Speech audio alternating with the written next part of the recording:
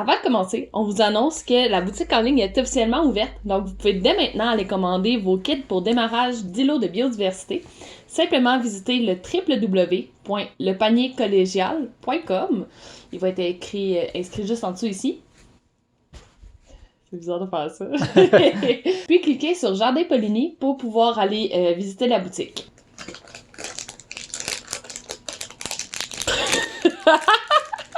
Donc, en atterrissant sur la page, vous allez voir notre projet des Jardins Poligny, mais il va aussi avoir d'autres projets de notre classe. Il y a À vos assiettes qui vont vendre du veau, il y a les fines saucisses de Monsieur Basilic qui vendent du porc, et il y a aussi les lapins de trèfle qui vendent du lapin. Donc, sur ce, on va retourner à nos abeilles.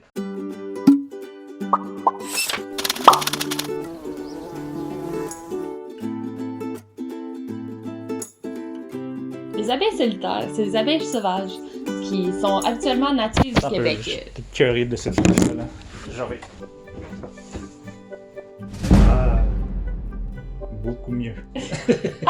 Les abeilles solitaires, c'est des abeilles sauvages qui viennent du Québec. Donc, contrairement aux abeilles qui produisent du miel habituellement qu'on voit, elles vont pas se promener en groupe et elles ne formeront pas de sein nécessairement. Donc, elles vont passer l'été à butiner de fleur en fleur, ramasser du nectar pour ramasser des forces.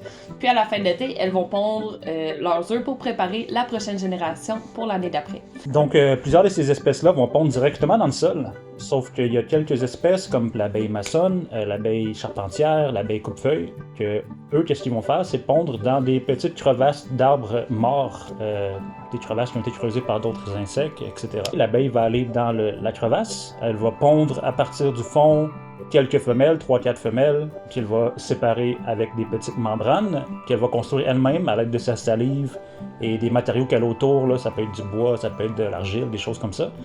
Et ensuite, elle va finir en pondant 2-3 mâles vers la fin avant de boucher le trou pour la saison.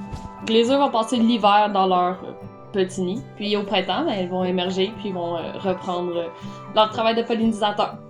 Ça fait un peu office d'une pouponnière là, à abeilles, si on veut. Tada! Donc, voici le dit refuge en question. Donc, comme vous voyez, le top du refuge est plus long que les murs puis les restes des morceaux. Ça, c'est pour que quand il pleut, l'eau va pas nécessairement venir rentrer dans les trous, puis ça vient donner une certaine protection pour les abeilles qui veulent y rentrer.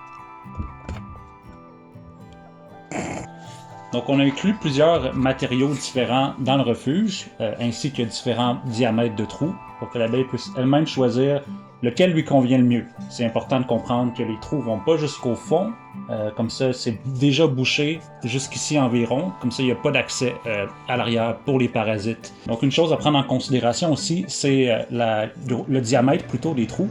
On a pris, nous, une mèche de 1/4 de pouce et un 5/8 de pouce. Vous en marquez aussi la longueur, c'est pas arbitraire, là. Faut que ça soit au moins de 5 pouces afin que les trous qu'on perce à l'intérieur soient au moins 4 pouces de profondeur. Sinon, l'abeille l'utilisera pas.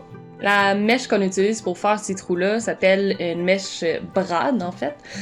C'est une mèche qui va plus facilement mordre dans le bois puis qui va moins laisser de petits retails à l'intérieur, donc il va faire un trou plus franc. Si on laisse des retails ou des petites encoches, ça a plus de chances de blesser l'abeille qui va essayer d'y entrer pour y pondre ses œufs. Si vous voulez vous rendre la vie plus facile aussi, vous pouvez attendre que le bois ait séché un peu après l'avoir coupé. Ça va faire un plus beau fini que si le bois est encore humide, engorgé d'eau. Vous voyez ici qu'on a intégré comme des petites branchailles ici. C'est en fait du roseau commun, qu'on appelle aussi de la phragmite. Ces morceaux-là, en fait, c'est des morceaux que nous, on est allé récolter directement dans un fossé près de chez nous. Le roseau, si vous remarquez sur les bords du chemin, c'est comme la longue tige. C'est absolument partout. Là, dès qu'on en voit une fois, on la remarque partout. Ce qui est cool avec les roseaux, c'est que automatiquement, la plante va faire comme des nœuds au fur et à mesure de la tige. Puis les nœuds comme ça, ils vont être bouchés en fait. Donc c'est un matériau qui est parfait pour ces insectes-là parce qu'il y a cette fermeture déjà. Puis un autre aspect positif des roseaux, c'est que comparativement à d'autres matériaux comme du bambou qu'on voit souvent dans les hôtels à insectes, elle est vraiment moins hermétique. Donc l'humidité va moins être gardée à l'intérieur, ce qui a moins de chances de produire de la moisissure.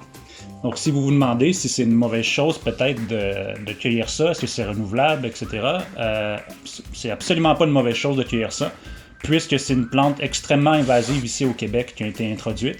Elle prend souvent la place de nos plantes natives comme les quenouilles et tout, là. Donc on peut cueillir ça à volonté. Soyez juste prudent de laisser les fleurs à l'endroit que vous allez les cueillir pour être sûr de ne pas les propager encore plus. On n'en a pas besoin de plus. Les murs, les blocs, puis les toits sont tous en bois de pruche. Dans le fond, c'est de la croûte de bois de pruche qui nous a été offert par la propriétaire du potager d'Emilou. Donc encore mais un gros merci pour ça, Emilou. Puis vous verrez que la partie arrière, c'est en fait du maçonnette qui nous a été offert par la compagnie Salt Shore. C'est des rejets de maçonnette dans le fond. Pour eux, c'était plus utile. Puis nous, ça nous permet d'offrir un refuge qui est fait complètement 100% en bois recyclé.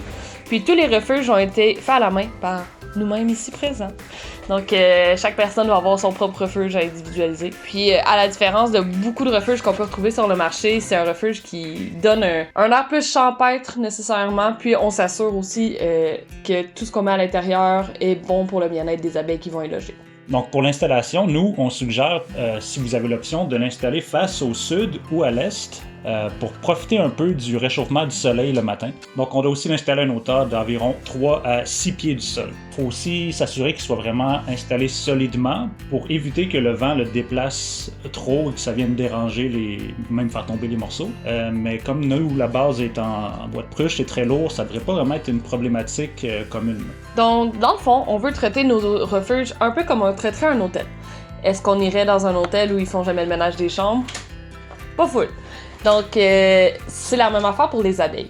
Donc, vous remarquerez que chaque morceau à l'intérieur n'est pas figé sur place. On colle pas le fond. Donc, vous pouvez donc les retirer. À la fin de l'été, vous allez voir, si vous allez voir votre refuge à abeilles solitaires, que les bouts devraient être bouchés complètement avec probablement une couche d'argile. Cela veut dire qu'il y a une abeille qui est venue faire son nid directement à l'intérieur puis qui a pondu. L'année d'après, les œufs au printemps devraient émerger. Puis, une fois que ça a été fait, ça veut dire que le trou ne sera plus utile pour les prochaines abeilles. Il n'y a pas d'abeilles qui vont y retourner. Ce qu'on suggère, c'est quand un morceau a été utilisé, puis comme celui-là, c'est un morceau avec un trou unique, ce serait juste de le changer. Donc, vous prenez n'importe quelle branche, là, une branche de 5 pouces que vous coupez à 5 pouces, puis vous repercez un autre trou à l'intérieur pour venir le changer à ce moment-là, pour pouvoir prévenir la propagation de maladies, de champignons, puis des choses comme ça. Sinon, pour des gros blocs comme ça, on recommande, nous, de les changer aux 2-3 ans pour éviter justement les parasites et la propagation de maladies. Et aussi, si vous remarquez qu'un trou est bouché depuis plus qu'un an, là, est bouché à la fin de l'été, si on veut, et que là, on arrive encore à l'été et qu'il n'y a toujours pas rien qui est sorti de là, on recommande à ce moment-là de le retirer complètement. Ça peut être que, par exemple, les abeilles à l'intérieur sont mortes à cause d'un parasite ou quelque chose comme ça.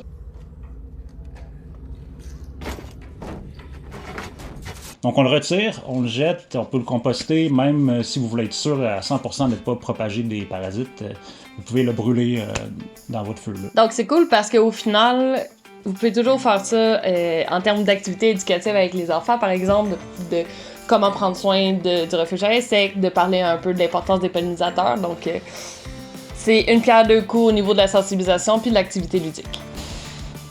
L'activité ludique. Puis, encore une fois, vous n'avez pas besoin de vous rappeler de tout ça par cœur parce que dans notre kit, on inclut un livret d'informations qui va avoir tout ce qu'on vient de dire aujourd'hui et bien plus encore d'inscrits à l'intérieur. Donc, voici le refuge. On vous rappelle qu'à partir d'aujourd'hui, vous pouvez directement commander votre kit de biodiversité au www.lepaniercollégial.ca. On le fait en quantité limitée, donc manquez pas votre chance, il devrait partir assez rapidement. Sur ça, restez curieux. Buvez de l'eau! Et on se revoit dans la prochaine capsule. Bye bye!